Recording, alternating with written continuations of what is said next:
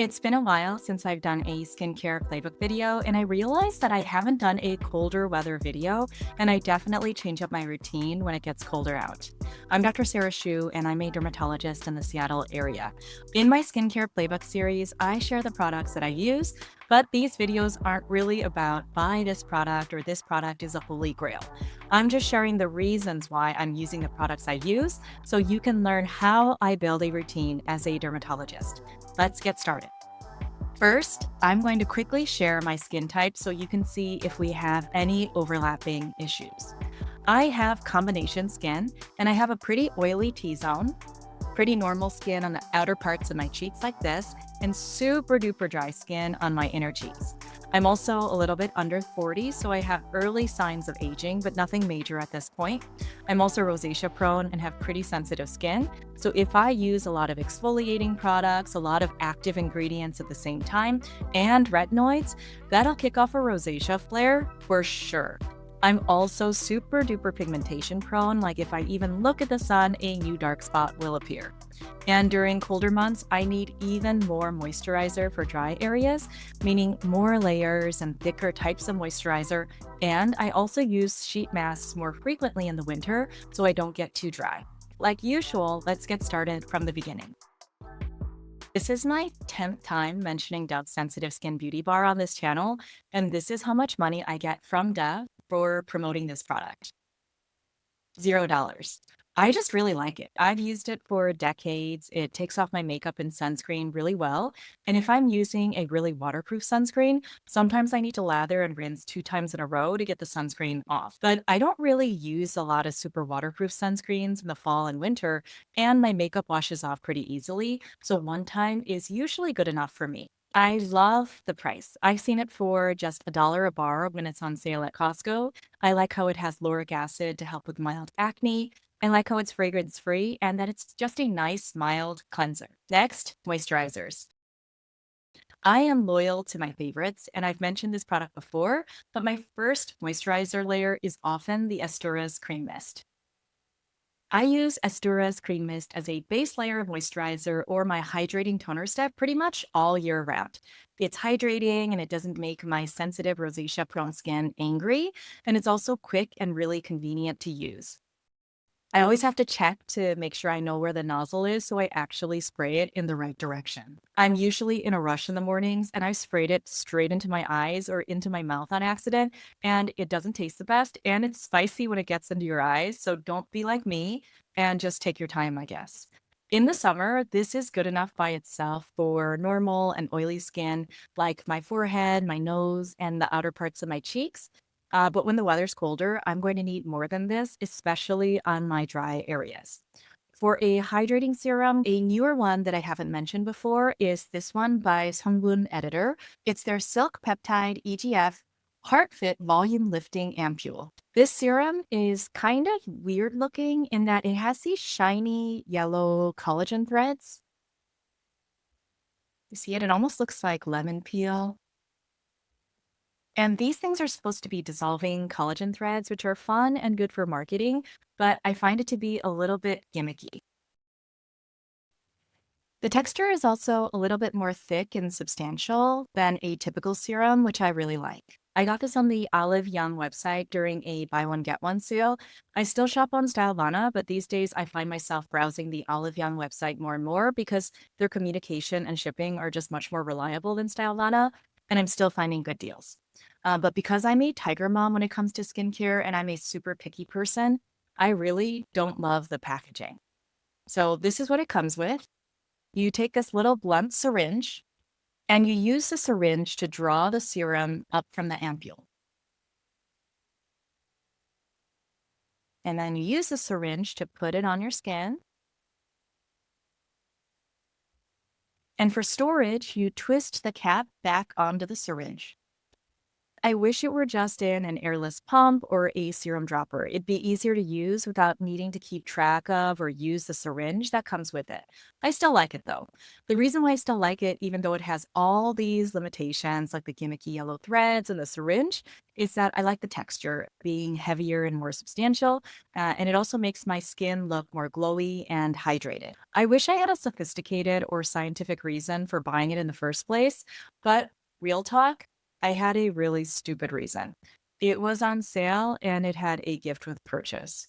There was a buy one, get one sale on Olive Young. FYI, on Korean websites, buy one, get one is often advertised as one plus one. And you also get a random keyring pouch that has a Pokemon character on it. I am a complete sucker for cute things like that. And of course, this little Pokemon pouch was super cheap looking and not that cute in real life. Anyway, that's why I got it in the first place, but I actually ended up liking the serum because it's really hydrating. Ingredient callouts for this product are niacinamide, which is in everything to do things like improve tone and support your skin barrier, Centella asiatica, which is commonly used in Korean beauty products for its calming properties, and a long list of peptides. I like to look at reviews when I'm covering products because I'm just one human with one face. And my heart went out to this person on Amazon who could not get the serum out of the bottle. This is a special demonstration just for you, and I hope you see this video, friend. You just have to turn the bottle over and gravity will help you get the serum into the dropper, right? No judgment though, everyone has had brain fart moments like this. Another serum option that I still like is iode-based PDRN caffeine shot. I've talked about it a lot already, and you can check out my videos on PDRN products like this one if you're interested. It's a vegan or plant-based PDRN serum that some people call filler in a bottle. I don't agree with that since the evidence on PDRN used topically on the skin is still pretty limited, but the serum is really hydrating and low irritancy, so I like it for those reasons. It is on the pricier side at $50 for 30 mLs or 1 ounce. I usually stock up whenever I see it on sale for around 35 or 40 bucks, so I'll be looking out for this one on Black Friday. I use this one more often than the Sungwoon editor one that I just mentioned with the syringe, since who has time to mess with a syringe in the morning? In the morning, I'll just use these two moisturizer layers like the Estura Cream Mist and one of the serums that I mentioned, and apply a sunscreen on top, and I'm good for the day. At night, though, I need 3 layers of moisturizer, especially in cooler months, for my super dry areas. And for me, that's my lower inner cheeks, like this. For these areas, there are a couple of moisturizers that I've been enjoying a lot these days. The first one is the Cetaphil Healthy Renew Night Cream with purified peptides. This night cream has no business being under $20. It is one of my go-tos for being easy to buy, meaning that you could just walk into a Target or find it and buy it on Amazon. It's really inexpensive. I've seen it for as low as $13 on Amazon during Prime Day, and it makes my skin look and feel really moisturized. I think it's even more moisturizing than social media popular moisturizers like Estura's Auto Barrier Cream. The biggest downside to this product is that if you open up the jar and you take a big whiff of it straight out of the jar, or right when you apply it around your nose, it smells like stinky cheese. But if you just wait a couple of seconds, the smell does go away. I'm not going to use a product that makes me smell like stinky cheese. It has a really nice consistency, and a little bit goes a long way with this one. I was a little bit worried at first when I saw this product being advertised as a retinol alternative cream, and that makes me worried because a lot of anti-aging ingredients are potentially irritating. But apparently by retinol alternative, they just mean peptides. Reviewing the ingredient list, I don't see any named peptides like matrixyl or argireline, but they do have hydrolyzed soy flour, which is a source of soy peptides.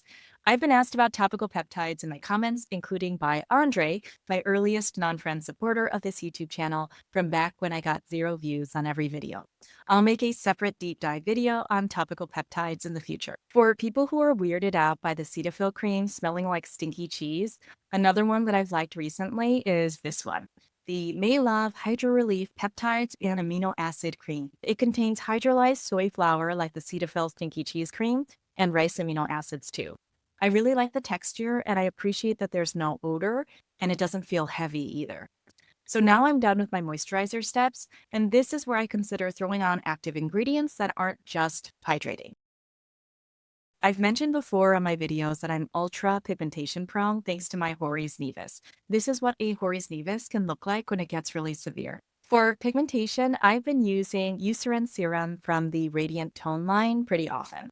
Eucerin, or at least their parent company, Beiersdorf, they hold a patent for an ingredient that's called thiamidol, and it's in their Radiant Tone like line of products like this one. It's already been out for a few years in Europe, but it was only released in the US in early 2025. And in Europe and Asia, you're also going to find thiamidol products in Nivea too, since they're also under the Beiersdorf umbrella. I'll do a video on this line in the future, but this active ingredient has some decent evidence behind it for fading dark spots.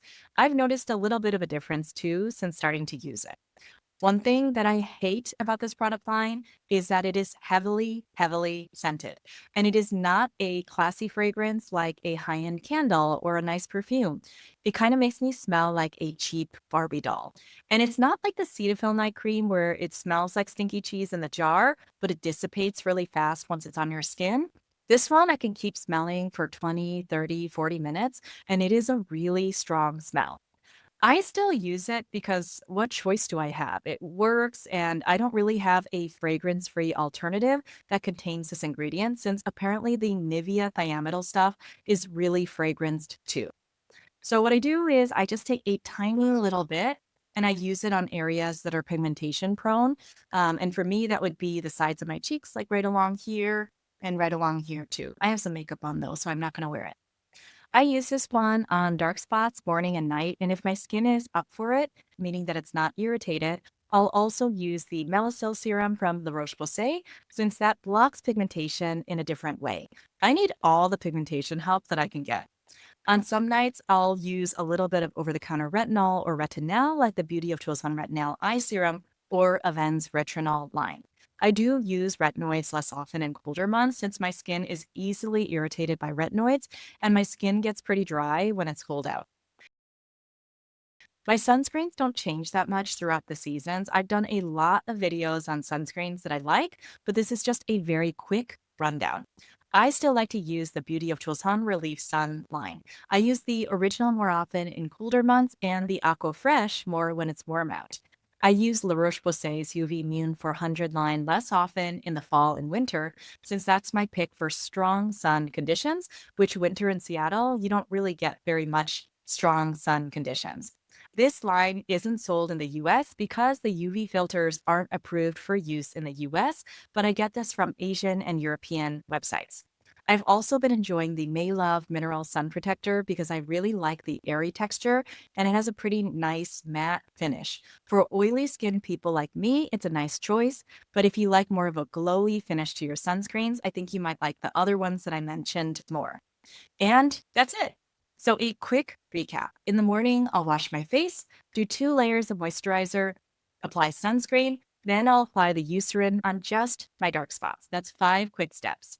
At night, I'll wash my face, do up to 3 layers of moisturizer, no sunscreen, then apply the Radiant Tone Serum on my dark spots. Again, 5 quick steps. It's 6 if I throw on some of the La Roche-Posay Mela B3 serum on at the end. There's a lot of great alternatives to the products that I use. These are just products that I like and use myself. I always like to hear what professionals in other fields, like dentists, chefs, pretty much any field that I don't know very much about. I like to hear what experts in their field use and why they use them so I can understand more about how they think and evaluate products. I hope this was helpful. Let me know your thoughts too, especially on how you change up your routine when it gets cold out. Thanks for watching.